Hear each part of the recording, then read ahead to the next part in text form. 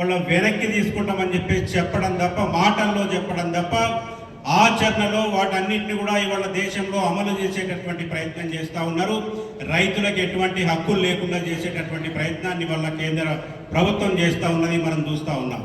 ఇవాళ వ్యవసాయ మార్కెట్ యార్డులు మొత్తం కూడా వ్యవసాయ మార్కెట్ యార్డుల ద్వారా రైతు ధాన్యాన్ని విక్రయించుకుంటే రైతుకు గిట్టుబాటు ధర వచ్చేటటువంటి అవకాశం ఉంటుంది. రైతు పంట తీసుకొచ్చినటువంటి పంటకు గ్యారంటీ ఉండేటటువంటి అవకాశం ఉంటుందని చెప్పేసి పోరాటం చేస్తే ఆ వ్యవసాయ మార్కెట్ యార్డు చట్టంలో మార్పులు తీసుకొచ్చి దాన్ని కూడా ప్రైవేట్ పరం చేసి ఇవాళ అంబానికో ఆదానికో గడ్డపెట్టేటటువంటి ప్రయత్నం ఇవాళ కేంద్ర ప్రభుత్వం చేస్తూ ఉన్నది మనం చూస్తూ ఉన్నాం. దానికి వ్యతిరేకంగా ఉద్యమాల్లో కూడా ఇవాళ రైతు సంఘం అనేక ఉద్యమాలు మీరందరూ కూడా చేస్తూ ఉన్నారు. వాటితో పాటు ఇవాళ కార్మికులకు సంబంధించి 1920లో ఏఐటీసీ దేశంలో ఏర్పాటైన తర్వాత ఏఐటీసీ నాయకత్వాన అనేక పోరాటాలు నిర్వహించి కార్మికులందరినీ కూడా ఈ దేశంలో ఉన్నటువంటి కార్మిక వర్గాన్ని ఐక్యం చేసి పోరాటాలు ఉద్యమాలు చేయడం ద్వారా అనేక చట్టాలని కూడా సాధించుకోవడం జరిగింది. వాటిలో కార్మికులు పోరాడి సాధించుకున్నటువంటి చట్టాల్లో 44 రకాల చట్టాల్లో 29 చట్టాల్ని రద్దు చేసి 4 కోడ్లు తీసుకొచ్చి కోడ్ల ద్వారా మొత్తం యజమానులకు ఇవాళ హక్కులు కల్పించేటటువంటి పద్ధతుల్లో కార్మికులకు యూనియన్ పెట్టుకునేటటువంటి హక్కు లేకుండా, కార్మికులు కనీస వేతనాలు అడిగేటటువంటి హక్కు లేకుండా, కనీసం ఏ రకమైనటువంటి రైట్ కూడా లేకుండా ఇవాళ యజమానులకు రైట్స్ కల్పించేటటువంటి పద్ధతుల్లో 4 కోడ్లు తీసుకురావడం జరిగింది.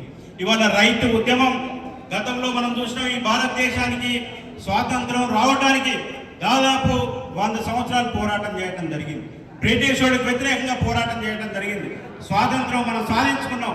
దాని తర్వాత జరిగినటువంటి ఉద్యమం ఈ తెలంగాణ ప్రాంతంలో తెలంగాణ రైతాంగ సాయుధ పోరాట ఉద్యమం. ఈ ప్రాంతంలో 10 లక్షల ఎకరాల భూములు పంచి రైతులకు కూలీలకు న్యాయం చేసినటువంటి తెలంగాణ రైతాంగ సాయుధ పోరాట ఉద్యమం తర్వాత మరొక ఉద్యమం ఏదైనా జరిగిందంటే ఇవాళ ఈ దేశంలో రైతులు పెద్ద ఎత్తున దాదాపు 12-13 నెలల పాటు ఈ మోడీ విధానాలకు వ్యతిరేకంగా ఉద్యమం చేయడం జరిగింది. ఆ ఉద్యమ స్ఫూర్తితో ఇవాళ రైతులు కార్మికులు ఇద్దరు కలిసి ఈ మోడీ విధానాలకు వ్యతిరేకంగా కేంద్ర ప్రభుత్వం అవలంబిస్తున్నటువంటి రైతాంగ కార్మిక ప్రజా వ్యతిరేక విధానాలకు వ్యతిరేకంగా ఈ దేశంలో మీరు మేము కలిసి ఐక్యమైతే తప్ప ఇవాళ ఈ మోడీ దిగొచ్చేటటువంటి పరిస్థితి లేదు.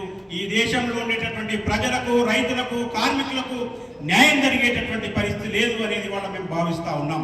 కాబట్టి మీరు చేసినటువంటి ఉద్యమాన్ని మేము స్ఫూర్తిగా తీసుకొని ఇవాళ ఏప్రిల్ 1వ తేదీ నుంచి ఏదైతే మోడీ 4 కోట్లను తీసుకొస్తా ఉన్నాడో ఏప్రిల్ 1వ తేదీ నుంచి రాష్ట్ర ప్రభుత్వాల మీద ఒత్తిడి తీసుకొచ్చి ఆయన తీసుకొచ్చినటువంటి 4 కోట్లను అమలు చేసే పద్ధతిలో ప్రెజర్ చేస్తా ఉన్నాడు. దానికి నిరసనగా మే 20వ తేదీ నాడు దేశవ్యాప్తంగా కూడా మొత్తం సమ్మెకు కేంద్ర కార్మిక సంఘాలు పిలుపునివ్వడం జరిగింది. మరి రైతు సంఘాలు కూడా నిర్ణయం తీసుకుంటామని చెప్పేసి భావిస్తూ ఉన్నాం.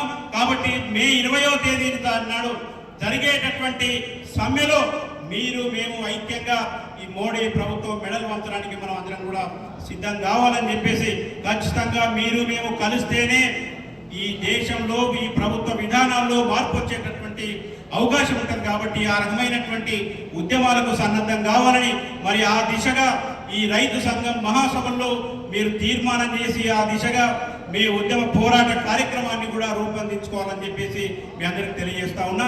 దాంతోపాటు ఇవాళ నేను సరే రాష్ట్ర కార్యదర్శిగా ఉన్నా నిజామాబాద్లో గతంలో ఉదయం మాట్లాడినటువంటి నాయకులు కూడా చెప్పడం జరిగింది.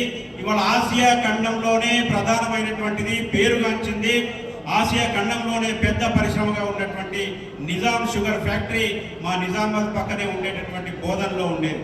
గతంలో దాదాపు 5,000 మంది కార్మికులు ఆ పరిశ్రమలో పనిచేసేటటువంటి పరిస్థితి ఉండేది. కానీ కేంద్ర రాష్ట్ర ప్రభుత్వ విధానాల వల్ల ఆ పరిశ్రమ కుంటుపడుతూ చివరికి ఎక్కడికి వచ్చిందంటే ఉమ్మడి రాష్ట్రంలో ఆ రోజు రాజశేఖర రెడ్డి గారు ముఖ్యమంత్రిగా ఉన్నటువంటి సందర్భంలో ఆ పరిశ్రమను అభివృద్ధి చేయడం కోసం ప్రయత్నం చేస్తామని చెప్పేసి చెప్తూనే ఇవాళ గోకరాజు గంగరాజు అనేటటువంటి ఒక పారిశ్రామికవేత్తకు ఆ పరిశ్రమను అప్పచెప్పి మొత్తం దాన్ని నిర్వీర్యం చేయించడం జరిగింది.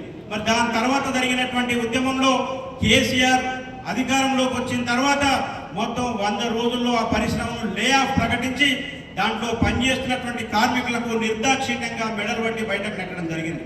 దాదాపు 7-8 సంవత్సరాలు అవుతా ఉన్నది పరిశ్రమ ఇప్పటికే 6 నెలల వేతనాలు కార్మికులకు పెండింగ్ లో ఉన్నాయి. దానికి సంబంధించి అనేక సంవత్సరాలుగా పోరాటం చేసినాం, కోర్టుకు పోయినాం, హైకోర్టుకు పోయినా, సుప్రీంకోర్టుకు పోయినా దాంట్లో పనిచేసినటువంటి కార్మికులకు కనీసం వేతనాలు ఇచ్చినటువంటి పరిస్థితి కూడా లేదు. నేటికి కూడా లే ఆఫ్ ప్రకటించేటప్పటికే 7 నెలల వేతనాలు పెండింగ్ లో ఉంటే ఇవాళ దాదాపు 8 సంవత్సరాలు అవుతున్నా నేటికి కార్మికులకు పెండింగ్ వేతనాలు ఇవ్వలేదు. ఆ పరిశ్రమ మీద కూడా ఎటువంటి అంటే వాళ్ళు ఒక తెరుస్తామనో లేకపోతే కనీసం ఎటువంటి ఒక కార్యక్రమం కూడా తీసుకున్నటువంటి పరిస్థితి లేదు. మరి ఈ పరిస్థితుల్లో దాదాపు 4 సంవత్సరాలుగా నిరాహార దీక్షలు కొనసాగుతూ ఉన్నాయి. కొన్ని దాదాపు 70-80 మంది కార్మికులు దాంట్లో పనిచేస్తున్నటువంటి వాళ్ళు నిరాహార దీక్షలు చేస్తూ చనిపోవటం జరిగింది. ఆ కుటుంబాలకు కూడా ఎటువంటి రక్షణ లేని పరిస్థితుల్లో కాంగ్రెస్ ప్రభుత్వం హామీ ఇచ్చింది, మాకు ఓట్లు వేసి గెలిపిస్తే మేము వచ్చిన తర్వాత నిజాం షుగర్ ఫ్యాక్టరీ తెరిపిస్తామని. ఇవాళ దాదాపు కాంగ్రెస్ ప్రభుత్వం అధికారంలోకి వచ్చి కూడా 13-14 నెలలు అవుతా ఉన్నది. నేటికి కూడా దాని మీద ఎటువంటి ప్రక్రియ ప్రారంభించినటువంటి పరిస్థితి లేదు. అదే కాదు, సారంగపూర్ షుగర్ ఫ్యాక్టరీ ఉంది. సారంగపూర్ షుగర్ ఫ్యాక్టరీ మీద కూడా ఇప్పటి వరకు ప్రభుత్వం ఎటువంటి ప్రకటన చేసినటువంటి పరిస్థితి లేదు. కాబట్టి ఈ పద్ధతుల్లో కేంద్ర రాష్ట్ర ప్రభుత్వాలు కార్మిక, రైతాంగ, ప్రజా వ్యతిరేక విధానాల్ని అవలంబిస్తూ ఉన్నాయి. మరి వీటి మీద మీ రైతు మహాసభల్లో మంచి తీర్మానాలు చేసి రాబోయే కాలంలో రాష్ట్ర ప్రభుత్వం కానీ కేంద్ర ప్రభుత్వం మీద పోరాటానికి సన్నద్ధమయ్యేటటువంటి పద్ధతుల్లో సిద్ధం కావాలని మరి ఏఐటీసీగా మేము కూడా ఆ రకమైనటువంటి కార్యక్రమాన్ని రూపొందించుకొని పోతా ఉన్నాం. మేము కలిసి ఖచ్చితంగా రాబోయే కాలంలో పోరాటాలు చేద్దామని చెప్పేసి తెలియజేస్తూ మరి నాకు అవకాశం ఇచ్చినటువంటి అధ్యక్ష వర్గానికి ధన్యవాదాలు తెలియజేస్తూ సెలవు తీసుకుంటా ఉన్నాను.